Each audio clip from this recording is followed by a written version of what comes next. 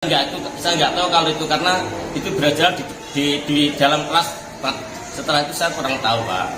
Yang jelas inti daripada Pak Sa betul-betul ingin sekali menghentikan perilaku saya dan ingin memperbaiki, dan mudah-mudahan nanti berimbas pada pembinaan berbuat itu, berimbas pada teman-teman guru yang lain bisa tidak melakukan hal seperti yang saya lakukan, Pak. Jadi hikmahnya adalah itu tadi, Pak, supaya semuanya menyadari betapa pentingnya kita berhati-hati, Pak, dalam bertutur kata ataupun bersikap pada orang lain.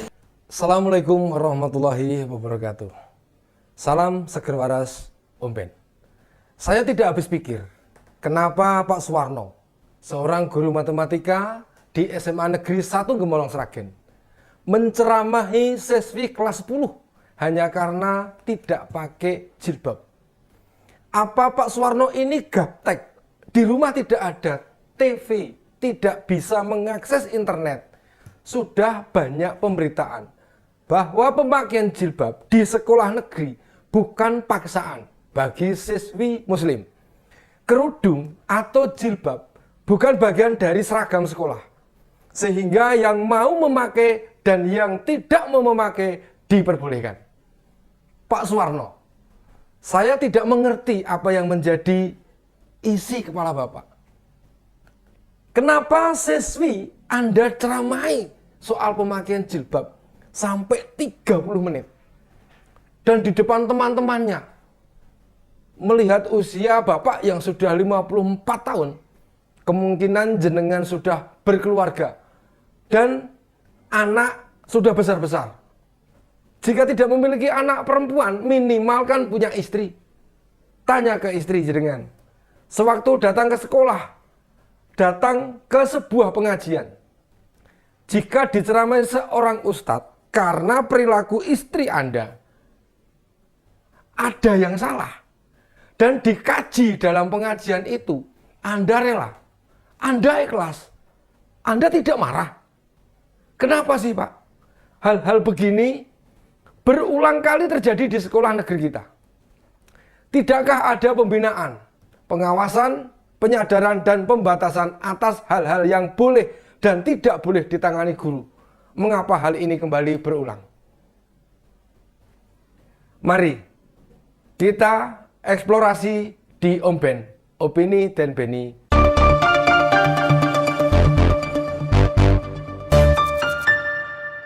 Melihat usia Pak Suwarno, seharusnya dia bukan guru junior, alias guru baru saja mengajar.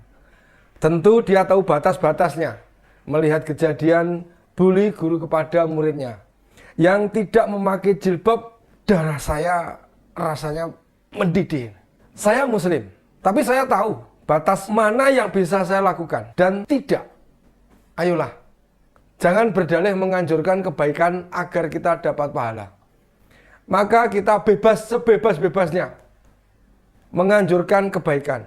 Mbok ya tahu diri dan sadar diri, Pak. Sekarang saya tanya, kenapa Pak Suwarno cuma berani menyarankan berhijab kepada siswinya? Coba kalau ada rekan guru muslimah yang belum berhijab, apakah Bapak berani menyuruh berhijab? Atau menyarankan orang dinas di Sragen sana yang belum berkerudung, Bapak bisa sampaikan hal yang sama. Gini deh, Pak. Besok Bapak Suwarno datang ke pemerintah Kabupaten Sragen. Dari pagi, kalau ada ASN yang tidak memakai hijab, coba samperin, ditanya. Dia muslimah bukan? Kalau muslimah suruh pakai jilbab. Bila perlu Bapak sediakan jilbabnya, bawa sendiri dari rumah. Berani nggak kira-kira? Katanya alasannya menganjurkan kebaikan. Jangan nanggung-nanggung. Atau ada istri atau anak perempuan rekan satu sekolah atau beda sekolah yang tidak berjilbab. Berani nggak Bapak menyarankan, menasihati suami atau bapaknya? Kalau berbuat jangan tanggung-tanggung. Kalau tidak berani, apa alasannya? Kenapa hal ini tidak membuat jenengan koreksi sebelum nyuruh siswi jenengan berjilbab? Ada juga guru lain yang perilakunya sama dengan Pak Suwarno. Sewaktu siswi itu minta pulang karena habis kena bully, kan harus ke ruang bimbingan penyuluhan atau BP untuk izin pulang. Ada guru lain lagi dan bertanya, soal apa sebenarnya agama siswi itu? Setelah dijawab Islam, si guru berkomentar, kok belum berjilbab? Oh, berarti belum dapat hidayah ya? Itu berarti menandakan bahwa di SMA Negeri 1 Gemolong Sragen terdapat beberapa guru yang mensimplifikasi pemahaman beragama. Kasus ini harus menjadi perhatian besar Dinas Kabupaten Sragen, Diknas Provinsi Jawa Tengah, dan juga seluruh guru di Indonesia. Bagaimana bisa tanda seorang mendapat hidayah Allah kok cuma memakai kerudung? Ayo dong, jangan burukkan citra Islam dengan begitu. Betapa rendahnya seorang muslimah hanya berkutat soal jilbab dan kerudung. Berarti Najwa Shihab, Bu Sri Mulyani, Bu Retno Marsudi, anak perempuan Anies Baswedan, belum mendapat hidayah juga. Yakin kesimpulannya begitu? Tahu nggak sih? Kalian yang suka mengukur hijrah, iman, hidayah hanya dari simbol-simbolnya saja. Apakah kalian itu merasa bahwa di dunia ini hanya kalian yang paling tinggi imannya? Ingat, saya juga penganut perempuan memang selayaknya berhijab. Tapi tidak lantas membuat saya harus menceramai teman, kolega, saudara, rekan kerja yang tak berhijab di depan umum. Itu urusan mereka sendiri, bukan urusan saya. Bahkan saya tidak berani merasa saya lebih beriman. Saya lebih mendapatkan hidayah. Saya lebih banyak pahala dibanding mereka. Tidak ada perasaan begitu. Ada kalimat lain yang menurut saya, Pak Suwarno itu tidak layak disebut guru. Mosok bilang, kamu orang Islam kok nggak pakai hijab? Benar, kamu pinter matematika, tetapi agama jauh lebih penting. Pakai hijab lebih penting. Apalah artinya pintar matematika kalau tidak pakai jilbab? Membaca kalimat itu, sebuah berita, saya kok ingin menyampaikan ke Pak Suwarno. Jenengan salah ustadz dalam belajar Islam, Pak. Lebih rajin lagi belajar agama, Pak. Saya juga masih belajar, tapi tidak sok-sokan begitu.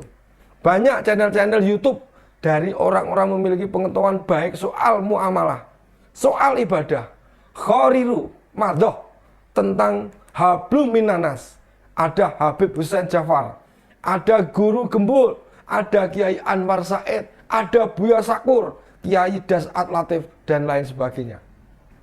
Jangan belajar dari ustadz-ustadz yang jelas-jelas nggak pernah mondok, baca kitab nggak bisa, isinya fitnah, hasut, caci maki, apalagi sisipan materi politik dalam ceramahnya.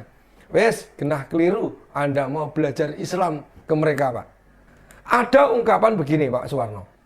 Jika setelah belajar agama, ikut tausiah, hadir di pengajian, kok hati Anda masih merasa panas, tambah benci seseorang, malah menyalahkan keadaan, itu bukan mendadakan jalan hidup yang Anda ambil sesat. Tapi Anda keliru pengajian, tinggalkan segera pendakwah yang begitu. Ibu Kepala Sekolah SMA Negeri 1 Sumberlawang, Surantri Tri Umiatsih, bilang bahwa kabar dugaan perundungan tersebut hanya terkerucut dari Bapak Ibu guru. Ibu kepala sekolah yang baik, jujur saja akui bahwa guru jenengan itu salah. Tidak usah beralasan keterucut atau kelepasan bicara. Bagaimana bisa kelepasan bicara? Wong kasih nasihat sampai 30 menit. Itu kalian cari siapa guru di ruang BP yang menyebut siswi jenengan belum dapat hidayah. Benahi mentalnya, Bu. Jangan malah jenengan ikut-ikutan mereka. Coba Ibu bayangkan, seandainya Ibu seusia siswa yang dibully tadi, apa yang Ibu rasakan? Bayangkan saat Ibu masih di SMA, tak berjilbab dan dibegitukan. Kuat tidak kira-kira? Saya mengucapkan terima kasih kepada Gubernur Jawa Tengah, Bapak Ganjar Pranowo, yang sudah meminta Pak Suwarno menandatangani surat pernyataan. Mestinya jangan hanya Pak Suwarno, kepala sekolah dan kepala dinasnya juga, Pak, supaya mereka turut bertanggung jawab. Kalau yang bersangkutan mengulangi dipecat, tapi kalau kepala sekolah dan kadiknasnya diganti. Kalau anak buahnya baik, Pak Suwarno atau yang lain mengulang kejadian, baru itu tindakan progresif, Pak. Para pelaku bully terutama yang berkaitan dengan agama sebenarnya lebih menimbulkan luka mendalam.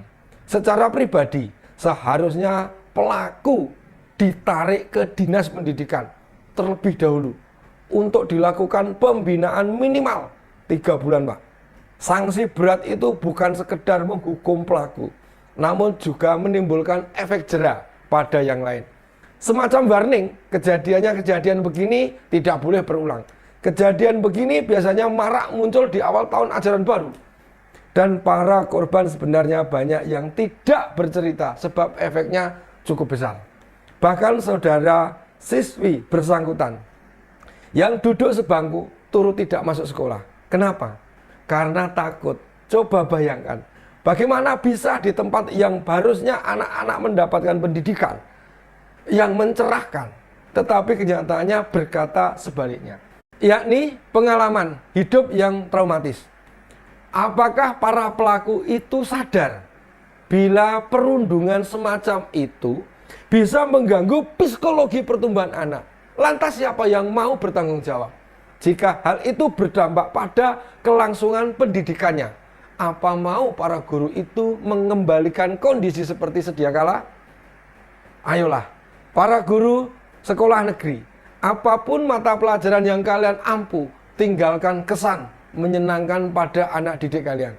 Agar mereka mengenang bahwa Anda, para guru, benar-benar memberi kenangan menarik tentang kehidupan maupun pelajaran.